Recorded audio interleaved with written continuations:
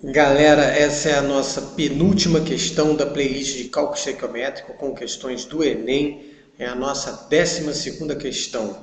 Questão número 88 do Caderno Azul do Enem de 2014.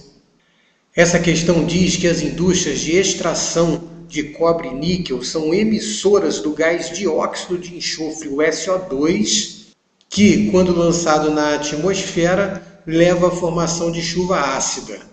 Então, para evitar a formação de chuva ácida, esse gás é lavado em um processo conhecido como dessulfurização, conforme aqui a equação descrita aqui abaixo, onde o SO2 liberado passa por uma solução contendo carbonato de cálcio e se transforma em sulfito de cálcio, e o que vai ser liberado para a atmosfera é o gás carbônico. O sulfito de cálcio, produzido na primeira equação, é oxidado pelo oxigênio atmosférico e se transforma em sulfato de cálcio, que é o nosso conhecido gesso, que pode ser utilizado aí para fins agrícolas. E o problema quer saber o seguinte: considerando um rendimento de 90% no processo, a massa de gesso obtida em gramas por mol de gás retido é mais próxima de... Então agora, como sempre, nós vamos lá para o papel para desenvolver o cálculo e achar a resposta correta. Galera, vamos começar aqui a resolver essa penúltima questão então. Eu tenho nesse problema dois casos particulares de cálculo estequiométrico, um que é o rendimento e o outro é que o problema me deu duas reações, como nós já vimos nos exemplos anteriores. Quando eu tenho duas equações químicas, eu tenho um caso particular de reações consecutivas. Correto? Reações consecutivas está aqui. E o que o problema está querendo saber? Ele está pedindo para descobrir qual a massa de sulfato de cálcio em gramas, ou seja, qual a massa de gesso, ele chamou o sulfato de cálcio de gesso, produzido a partir de 1 mol de SO2.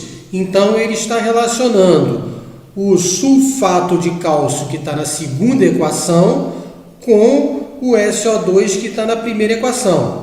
Nós já vimos que em problemas de reações consecutivas, onde eu tenho que estabelecer a proporção de número de mols entre substâncias que estão em equações diferentes, primeiro eu tenho que descobrir qual a substância que está participando das duas reações, ou seja, qual substância é um produto na primeira e um reagente na segunda.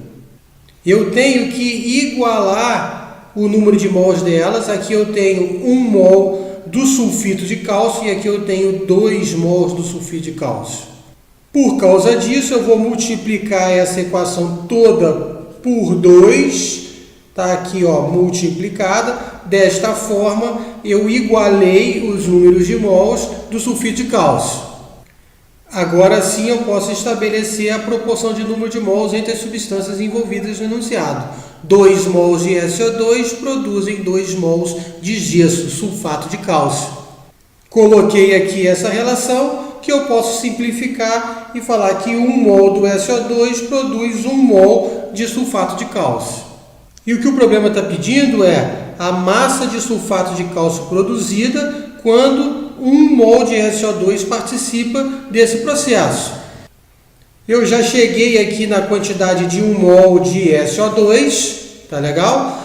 Produzindo 1 mol de gesso, então basta eu transformar esse 1 mol em massa, utilizando as massas atômicas dos elementos químicos. O cálcio tem massa 40, enxofre 32, oxigênio 16, que eu multiplico por 4 porque eu tenho 4 oxigênios, e acho um valor de 136 gramas.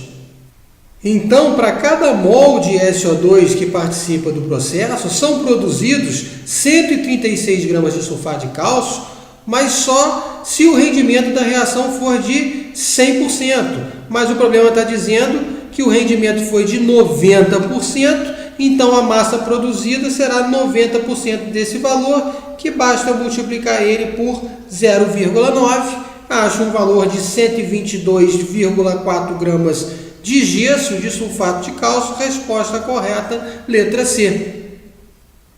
Valeu pela atenção aí, obrigado. Daqui a pouquinho a gente vai para a última para fechar a nossa playlist de cálculo estequiométrico. Um abraço aí para todo mundo.